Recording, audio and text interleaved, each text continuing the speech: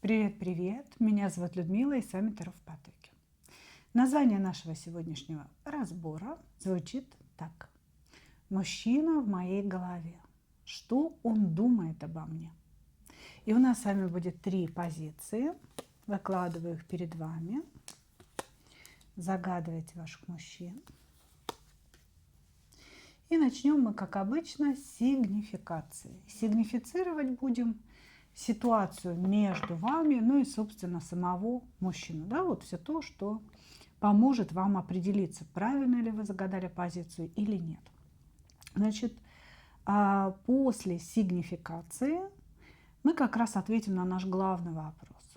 Думает ли о вас мужчина и что именно он о вас думает.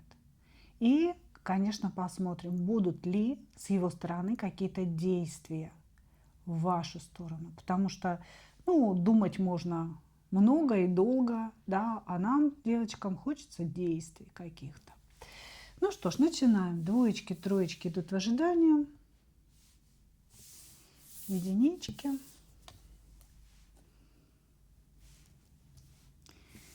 Что между вами? Сейчас нарушилась какая-то гармония, нарушился баланс. И мужчина сейчас перестал проявляться в вашу сторону. А был момент, что проявлялся.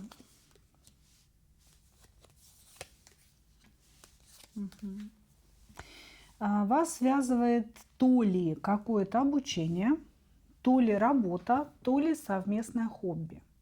То есть вы с этим человеком знакомы посредством какого-то общего занятия, я бы так сказала. И со стороны мужчины здесь я не вижу каких-то серьезных отношений, да. Я вижу, что со стороны мужчины были такие попытки робкие, как-то к вам постучать, если так можно сказать. Эти попытки нельзя определить как какие-то любовные предложения, например, да. Это, скорее всего, был флирт или намеки, которые вы тоже, собственно, принимали, да, но не знали, как на них реагировать. Вот, значит, и что-то пошло не так. У кого-то как раз вспыхнула вот эта страсть, притяжение, и страсть навредила вашим отношениям, я бы сказала. Здесь что-то такое, знаете, какая-то вспышка произошла. То ли вы поругались в эту вспышку, то ли вы проявили свою симпатию мужчине, то есть вы могли просто как-то его поторопить. То есть сказать ему: слушай, хватит уже там мигать, подмигивать, да, зеленым глазом, может быть, пригласишь меня уже на кофе или что-то в этом роде. Вот. И мужчина сразу пошел здесь в отказку, типа: я не я, корова не моя, вы не так меня поняли, Мария Петровна. Вот. Здесь была какая-то вспышка, связанная со страстью, с дьяволом, и мужчина тут же слился в туман. Что интересно, мужчина наблюдает за вами со стороны. То есть он слиться-то слился, скажем так, прямо перед вами его персоны нет.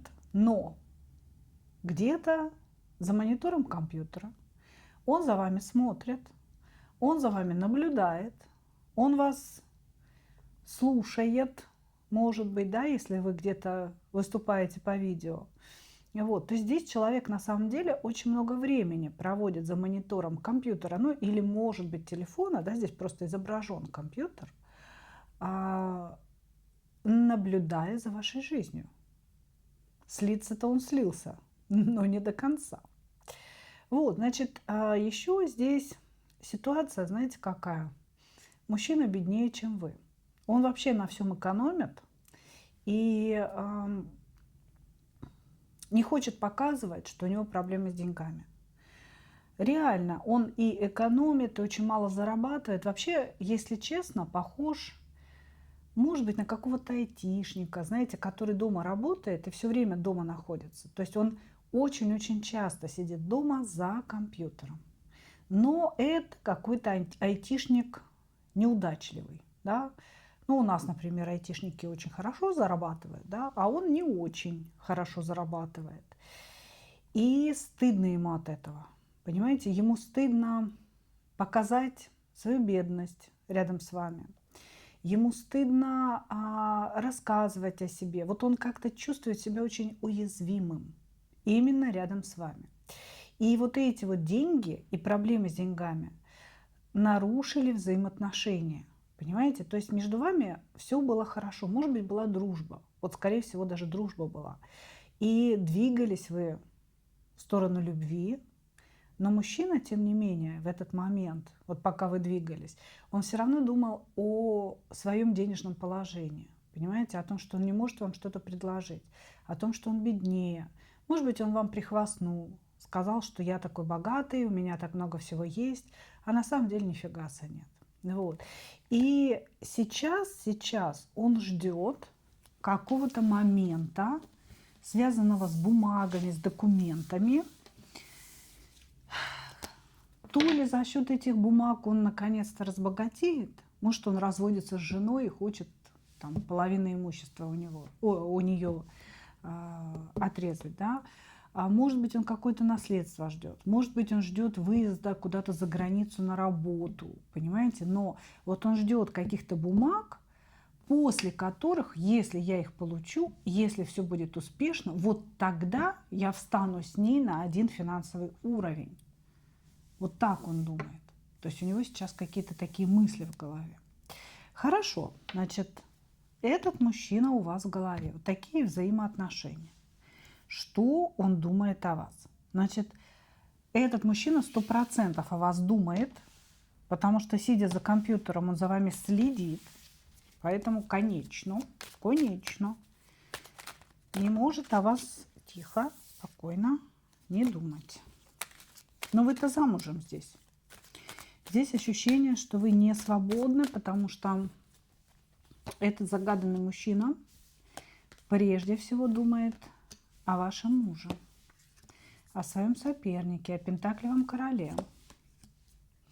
И о том, что этот король, собственно говоря, доставляет ему много хлопот, переживаний. Ревнует вас к мужу. Пу-пу-пу. Так, значит, смотрите. Дьявол и перевернутая луна. Значит, вот эти вот сочетания, да, говорят о том, что то ли между вами с этим мужчиной присутствует магическое воздействие, то ли на мужчину этого оказано магическое воздействие. Но здесь без магического воздействия не обошлось. То есть эти сочетания, они всегда нам намекают на то, что в канале информации, которую я читаю, да, присутствует некое магическое воздействие. Значит, что мужчина думает о вас? Он думает о том, что он разочарован собой. На самом деле он зациклен немножко на себе. Ему нравится быть страдальцем, нравится быть жертвой. Ему нравится осознавать, что он вот какой-то недостойный, не зарабатывающий, неудачник. Он это осознает, ему кажется, он переживает по этому поводу. Но вот то, что нам показывают карты, это доставляет ему особое такое, знаете, мазохистское удовольствие. Я такой неудачник, я ничего не могу ей предложить. Боже, как вот я чешу эту рану, да, как я кайфую от того, что я это все осознаю. Это вот примерно так выглядит. Вот, значит, думает о том, что предложить ему вам нечего, думает о том, что он разочарован собой, своей жизнью и очень страдает из-за того, что у вас есть муж. Муж или постоянный какой-то мужчина. Значит, почему-то он думает о том, что нужно вас развести с этим мужем, что нужно, чтобы между вами была настоящая башня блокировки, чтобы вы закончили отношения со своим пентаклевым королем. И если вы закончите эти отношения, он ринется к вам. Такое ощущение, что этот мужчина ждет сейчас, да, каких-то проблем у вас с вашим супругом. Вот я бы сказала так.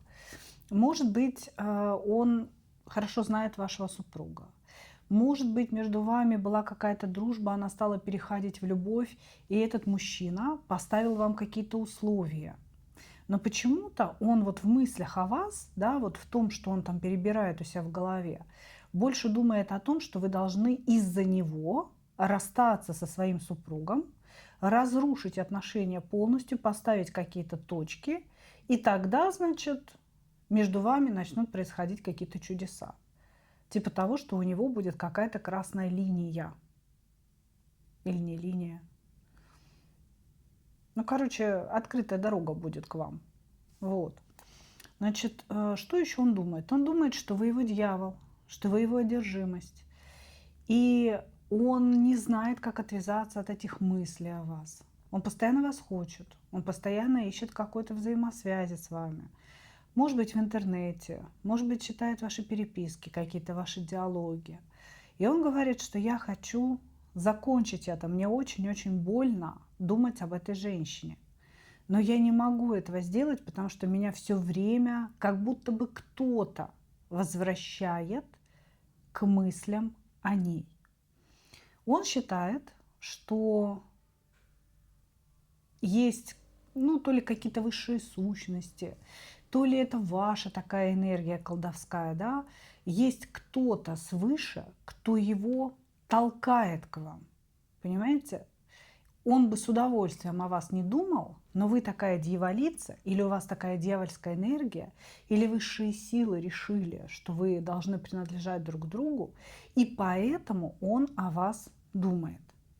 Я бы сказала, что человек здесь измучен мыслями о вас. Он действительно очень много о вас думает, вот круглосуточно. Но здесь не совсем о вас.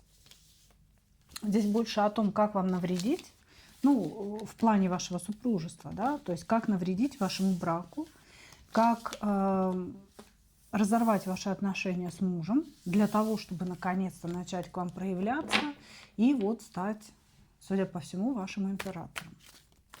Ну, такой своеобразный человек. Хорошо.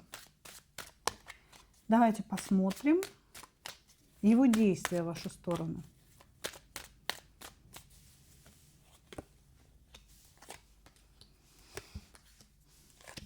Ну, наверное, и хорошо, что действий никаких не будет здесь. Здесь действий не предполагается.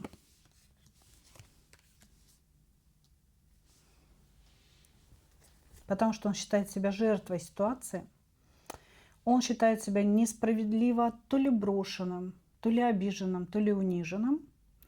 И в ближайшее время действия от него точно не будет. Он так и будет сидеть вот в этой жертве, в этом повешенном, ждать от вас письма. То, что он ждет, да, сидит, ждет от вас какого-то письма, что вы вот ему маякнете, просигнализируете. Все, действовать он не будет. Он здесь раздирает свои раны, плачет свои слезы, страдает, жалеет себя, но делать он ничего не будет. Он говорит: ты убила меня. Ты убила меня отсутствием выбора. Здесь такое, знаете, ощущение, что вы как будто бы выбрали свою семью, вы выбрали своего мужа, и, может быть, сами прекратили общение, может быть, ему что-то такое сказали. Потому что вот он как обиженный ребенок: выбери меня, выбери меня. Я ничего тебе отдавать не готов, да, но ты меня должна просто выбрать. А со своим мужем ты должна расстаться. Ты должна меня выбрать вот просто потому, что есть я. Все. Какая-то очень такая детская позиция, действий в вашу сторону не будет. Он сидит в вашей голове, потому что между вами вот это дьявол и луна. Или парень, единственное, что, конечно, нам не показали, что здесь к чему, да, но или он мог обращаться к кому-то, чтобы сделать приворот на вас, или он просто думает, что вы сделали приворот на него, поэтому ему так плохо, или на нем есть какое-то еще дополнительное магическое воздействие. Ну, конечно, сегодняшний разбор у нас не по этой теме, ну и вообще как бы общие разборы, они не предназначены для этих вещей. Тем не менее, маякнули, я вам тоже рассказала. Благодарю вас. Действий не будет, и слава Богу, пусть ждет. Двигаемся дальше.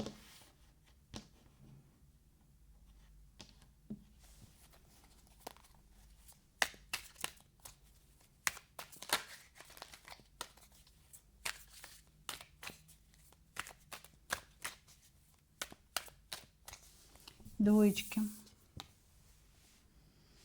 Двоечки. Что между вами? Между вами взаимное наблюдение. Взаимное наблюдение. То есть тоже общения как такового нет. Опа. Говорю, нет общения. Сразу карта блока вышла. Сейчас посмотрим, о чем это. Так, здесь кто-то не свободен или оба не свободны, что скорее всего. Ваше общение было когда-то давно. И начиналось оно, как это водится, да, за здравие. Мужчина здесь проявлял интерес, писал вам. Было очень много всяких переписок, очень много каких-то ласковых слов. И, скорее всего, возникли взаимные чувства. По двойке кубков при, скажем так, непосредственном интересе мужчины к вам, вы тоже подвлюбились и начали двигаться уже вот в сторону друг друга. Да? Но это было когда-то. И когда-то, когда это было, во всяком случае, один из вас точно был не свободен. Может быть, это был мужчина. Значит, что-то такое между вами развивалось, развивалось и, собственно, закончилось. Не говорят нам карты, чем именно закончилось, да? То есть там какая-то ссора была, оскорбление или просто молчанка. Но сейчас между вами никакого общения нет. И что интересно, да, вот мужчина находится у вас в голове, но вы тоже у него в голове, потому что здесь идут карты взаимного наблюдения. То есть вы наблюдаете за ним, возможно, через второй расклады, да, то есть вы его просматриваете, что он там думает, что чувствует и так далее. Он, да, может быть, то же самое делает, да, а может быть, просто ищет информацию о вас в интернете, спрашивает у общих знакомых. По-разному можно, да, наблюдать, но он вас тоже не оставил в покое. Здесь и вы наблюдаете за ним, и он наблюдает за вами. Хотя вроде как вот эти взаимоотношения, влюбленности остались в прошлом, и вроде как движение друг к другу на сегодня невозможно, тем не менее, да, вы как будто бы сидите и поднаблюдовываете друг за другом. Хорошо. Мужчина в вашей голове. Что он думает о вас? Когда поднаблюдовывает?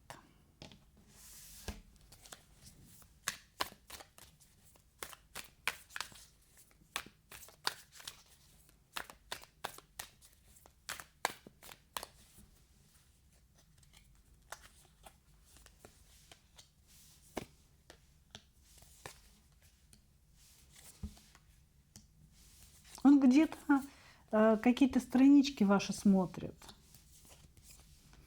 Потому что нам рассказывают, да, что он наблюдает, что он видит.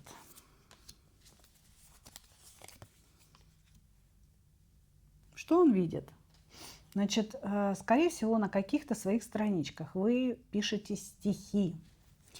Может быть, ставите какие-то разные фотографии, разные по своему настроению.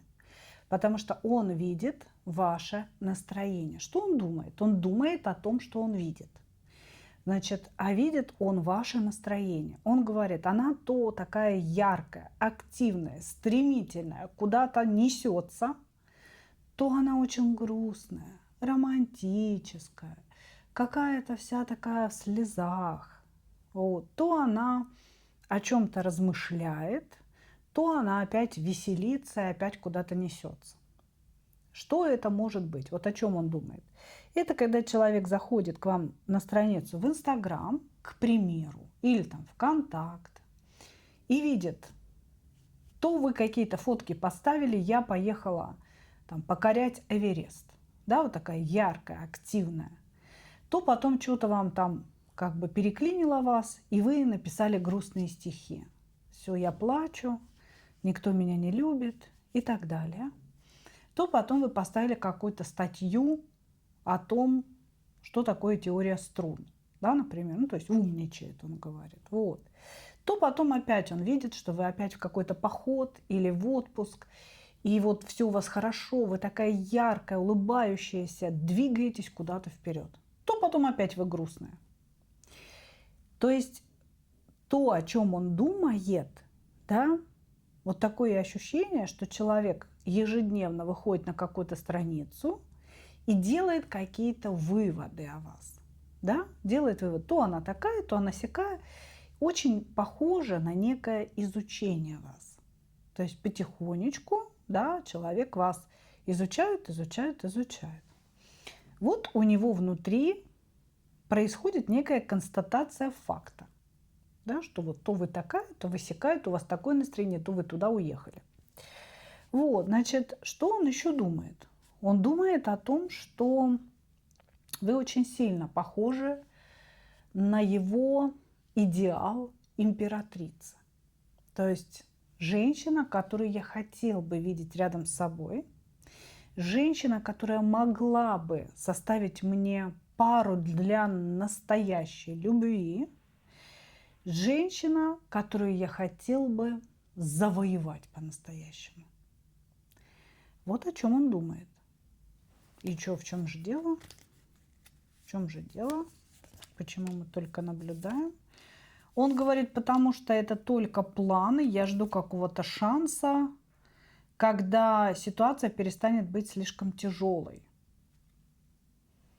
Ну, какая тяжелая ситуация между вами, понимаете? То есть этот мужчина наблюдает за вами, думает о вас и прикидывает свои шансы. Причем шансы, конечно, он не создает себе сам, да, а ждет от судьбы. Он ждет, когда наконец-то боги смилостивятся, там что-нибудь ему плюнут сверху, с небес, и он наконец-то сможет быть с вами. Ну вот как-то так это все выглядит. Хорошо.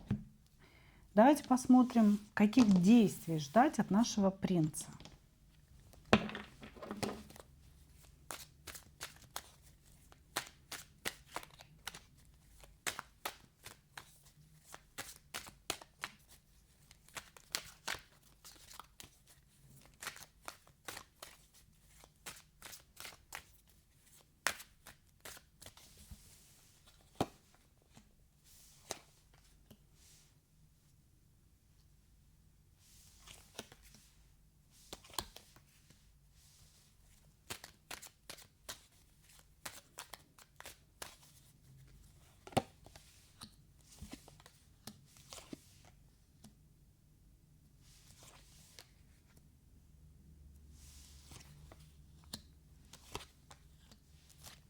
Так, короче, я скажу так. Этот человек будет заманивать вас в какой-то четырехугольник. Если вы замужем и он женат, он захочет с вами любовных отношений внутри этого четырехугольника. Сейчас он раздумывает на тему, как вам это предложить, как это для вас все оформить, чтобы вы не отказали ему. Потому что у него в голове такой, знаете, классный план вообще сформировался, что а почему бы и нет? Ну вот прям действительно то, что я вижу. Да? К примеру, вы замужем, он женат. Ну вот он чувствует, что у него, значит, эмоционально не все хорошо с женой. И почему-то уверен, что у вас с мужем тоже эмоционально не все хорошо. Значит, и он хочет вам предложить по тузу жезлов какие-то сексуальные встречи, может быть, даже оплаченные им, потому что еще и туз пентаклей здесь у нас присутствует, типа того, что давай встречаться, я тебе буду финансово помогать, давай я тебе там буду что-то покупать, ну или там какие-то подарки, или что-то оплачивать. Вот здесь мужчина будет действовать в вашу сторону. Это раз. Но его действие – это такой хорошо продуманный план вовлечения вас в четырехугольник для именно сексуальной связи. Он хочет с вами сексуальной связи. И действия этого человека будут не очень разумными. То, что он будет говорить, то, как он будет это все вам выкладывать и предлагать, да, будет выглядеть глупо или пошло, или недостойно. Ну, короче говоря, вы будете думать: боже мой, что за идиот, как он вообще до этого всего дошел. Короче говоря, действия здесь будут от мужчины, он проявится, он вам сделает какие-то предложения недвусмысленные, но эти предложения вам не очень понравятся. Понимаете, вот с его точки зрения, как бы все чика-пука, у него в голове вот все расставлено хорошо, понимаете, а вот в вашей голове что-то как-то не так все хорошо. Еще, знаете, очень интересная здесь история. Как будто бы этот мужчина выбирал среди нескольких женщин, кто ему больше всего подходит на роль любовницы. И вот он остановился на вас. То есть вы здесь не единственная для выбора были, понимаете? То есть у него вот прям перед глазами кандидатуры, и он такой типа вот это, или вот, нет, вот Маша мне больше всего подходит. Как-то вот у него это все странненько, понимаете, в голове. Здесь надо прям вам хорошенько подумать. Благодарю вас. Благодарю вас, двоечки.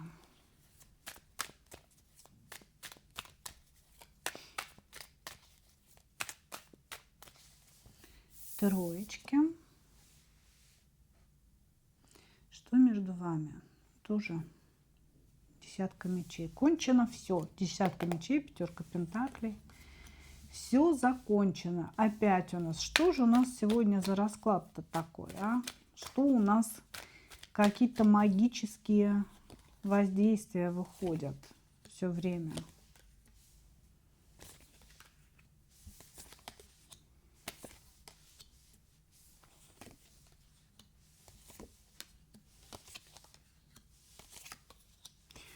Вы знаете, что между вами, мои дорогие? Вот здесь мужчина делал на вас привязку. Вы меня вот хоть убейте, понимаете? Не знаю, что сегодня, правда, у нас за расклад такой, и энергии такие идут. Значит, сейчас между вами все закончилось. Между вами нет никаких взаимоотношений, десятка мечей, конец, стоп, да, но это лишь выглядит окончанием. Потому что мужчина вас в покое не оставил. Вы для него здесь любимая женщина, он здесь считает, что его сердце принадлежит вам, и вообще, в принципе, вы для него избраны судьбой, избраны высшими силами. И какого, собственно говоря, фига она там ерепенится, да? Что-то такое вот здесь проскальзывает. Значит, смотрите, несмотря на то, что между вами все кончено, этот человек обратился к специалисту для того, чтобы вас вернуть. И сделал, хорошо, если не настоящий приворот. Потому что здесь перевернутый иерофант, перевернутый дьявол. Здесь сделано воздействие на вашу волю, мои дорогие. И вот эти вот мысли о нем, да, вот мужчина в вашей голове. Задумайтесь на тему, а какого фига вы о нем думаете. То есть здесь однозначно мужчина к специалисту пошел и сделал эту привязку. Ну, очень похоже на приворотную привязку. Для чего? Для того, чтобы вы думали о нем. Для того, чтобы вы вернулись. Потому что вы его счастье, вы его одержимость, вы его любовь, а вы не хотите быть его любовью. Ощущение такое, что мужчина от вас безумно зависим, просто невероятно зависим. И, скорее всего, вы его здесь отвергли. Я думаю, что вы сами удивлены тому, что вы думаете о нем. Это какой-то такой, знаете, незначительный мужчина в вашей жизни был, который вроде как прошел рядом, да, и не должен был оставить следы в сердце. Но ни с того ни с сего, через какое-то время вы стали о нем очень сильно, пристально думать. И сами не понимаете, что происходит. Мужчина вам не соответствует. Или он значительно младше вас, или финансовый статус совершенно другой. Да? То есть он вам не соответствует. Он где-то ниже вас. Понимаете, в чем-то ниже вас. И вы удивлены, почему вы стали о нем думать. Причем думать стали как будто бы вот в один момент. Начали и не можете успокоиться. Он преследует вас, он постоянно в вашей голове, он постоянно в ваших мыслях. Вы засыпаете с ним, просыпаетесь с ним. Ночью можете проснуться и вот во снах или в фантазиях заниматься с ним любовью. То есть вот такие вещи происходят. Вот, значит, этот человек может периодически объявляться. Ну, типа письмо написал, привет какой-то прислал, да, или что-то, если по работе, да, там по работе что-то прислал. И вы все время думаете, нафига? Нафига он пишет? Причем вот с временным расстоянием. Но на самом деле привязка, когда делается, особенно когда ставится приворот на расстоянии на человека, нужна связь. И вот эти люди, заказчики, да, они периодически могут звонить жертве или приходить, или присылать цветы, присылать какие-то подарки, да, особенно съестные, ну или питейные, да, там вина, бутылочку классную. Вот, значит, для чего? Это нужно для связи с жертвой, для того, чтобы установить связь. Вот он для этого вам и звонит. Ну или пишет какие-то свои приветы. Понимаете? Здесь идет воздействие на вас, потому что вы человеку очень нравитесь. Здесь даже, знаете, нравитесь, я бы не сказала. Здесь прям одержимость. Два дьявола. Одержимость вами. Вашей красотой, вашей женственностью, вашей привлекательностью. У вас какая-то здесь нереальная женственность для него. То есть он считает, что вот она вот просто нереальная женщина. Очень ее хочу. Вот. Но ситуация между вами какая-то сложная, вы его не принимаете, вы ему отказываете, этому человеку. И, ну, как он говорит, он был вынужден. Я считаю, что нет такой нужды, когда человек настолько вынужден, да, обращаться за вот такой черной магической помощью. Это всегда крайне чревато. Хорошо. Хорошо. Давайте смотреть, что он думает о вас, да? Что он думает о вас.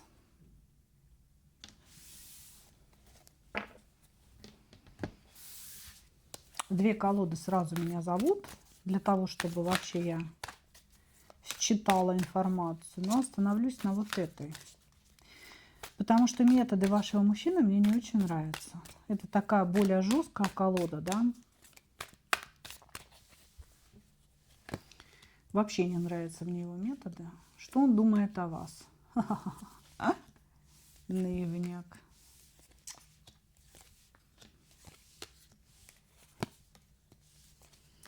Меня все время поражают эти люди, которые делают заказы. Он думает о том, что вот сейчас сработает приворот.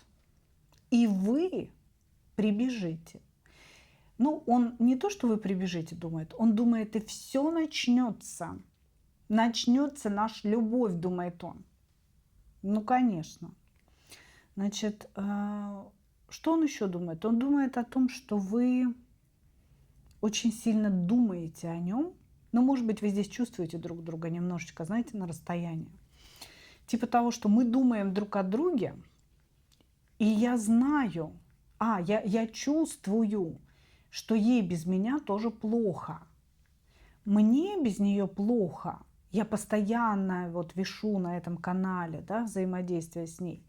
И знаю, что ей без меня точно так же плохо, говорит он. О, да.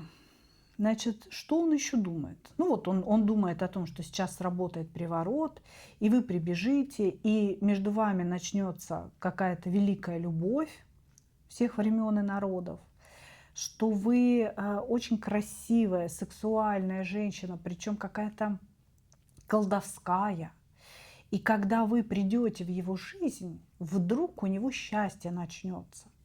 Здесь мужчина, понимаете, через вас верит в удачу, вот так что ли можно сказать. Короче, он думает о том, что вот если вы с ним будете в отношениях, то к нему удача повернется лицом.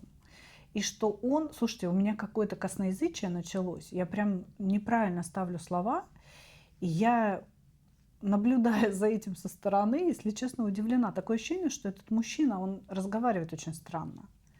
То есть он может переставлять слова в предложении. Он очень своеобразный такой. Но ни с того ни с сего такое началось. Значит, смотрите. Он считает вас колдуньей. Он считает, что вы проводите через себя особые энергии космоса, Вселенной, нашей планеты. И что когда приходите вы в жизнь любого человека, у него начинается счастье. И он как будто бы ждет, когда вы придете в его жизнь, когда ваши отношения возобновятся, да, все начнется сначала по шуту дураку. И счастье и удача повернутся в его сторону. Понимаете, вместе с вами придут и деньги, и какие-то покупки, и какие-то достижения, да, и вот это вот состояние, что я живу свою жизнь в полном кайфе.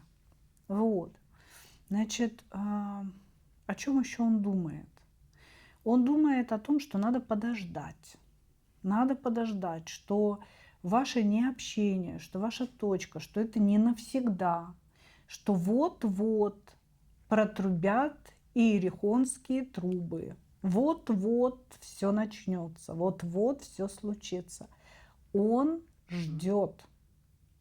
Этот мужчина ждет, когда сработает магия, девочки. Не дайте ему, пожалуйста, этого шанса понять, что что-то сработало. Да? Но то, что вы смотрите этот расклад, конечно, говорит о том, что вы о нем думаете. Это тоже, конечно, неспроста. Я надеюсь на то только, да, что это не работает прям на все 100%. Действие. Действие человека к вам.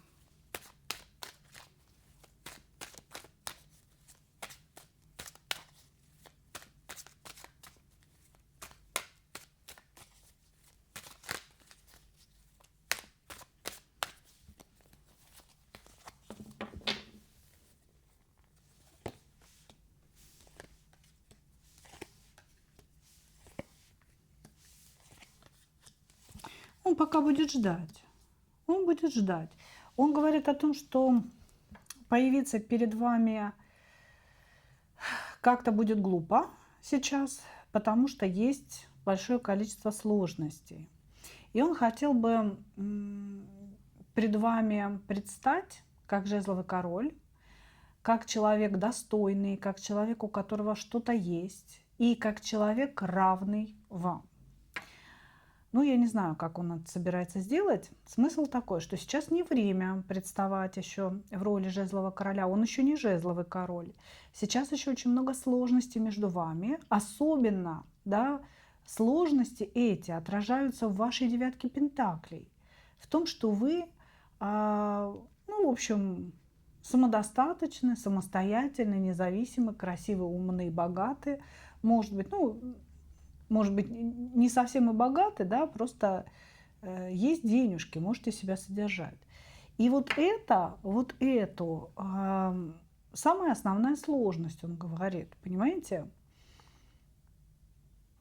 Здесь очень странный человек, потому что он реально вас заказал, и он реально сейчас ждет результата. Нонсенс вообще. Действовать он пока не будет, но он будет вас пробивать, он будет проверять, написывать, знаете, типа «привет», или кидать какую-то картиночку, какой-то цветочек, что-то такое будет закидывать. Вот. И кроме этого ничего, потому что он ждет результатов трудов своих. Он хочет вернуться в эти отношения, но хочет вернуться как ваш император, как жезловый король, как уважаемый вами человек. И почему-то он считает, что ему в этом поможет магия. Как будто бы вы, знаете, станете слепо-глухонемой, ну и глупой, да, в один момент, и начнете принимать его за какого-то другого человека. Понимаете? очень странная ситуация. Очень. Даже энергия идет очень странная. Человек сам пребывает в определенных заблуждениях. Понимаете? Потому что, скорее всего, мастер, к которому он пошел, ему многие вещи не объяснил. Мастер был заинтересован заработать денежек на черной магии. Вот. И он сейчас просто ждет результатов своих трудов. Ну вот так, девчонки. Вот так, держитесь. Держитесь. Ну, первое, не реагируйте, да, не подавайте виду. Второе, когда человек ищет связи, да, вот когда люди делают подобные воздействия, и он ищет связи, он вам пишет «Привет» в 3 часа ночи. Я вам очень советую не открывать это сообщение, не читайте его. Закиньте его в архив. Закиньте. То есть вы можете его там не блокировать. Ну, кстати, можете и заблокировать, почему и нет. Но если между вами такие отношения, да, что блокировка, допустим, неуместна, вы можете его закинуть в архив и просто не читать все эти приветы. Связь не будет до вас доходить, если вы ее не видите. Только не открывайте. Вот вы открыли, даже если вы ничего не ответили, вы прочитали этот привет, связь до вас дошла. Вы сами делаете еще хуже. Вот. Ну а вообще как бы вам надо чиститься, вам надо вот эту всю историю снимать. Это нехорошо. Ну что, вот такие у нас сегодня были позиции, такие были ответы. Благодарю вас за ваше внимание. И как обычно, хочу пожелать вам только одного. Встретить свою настоящую любовь и не потерять в ней себя. Ну а мы увидимся с вами в следующих видео. Пока-пока.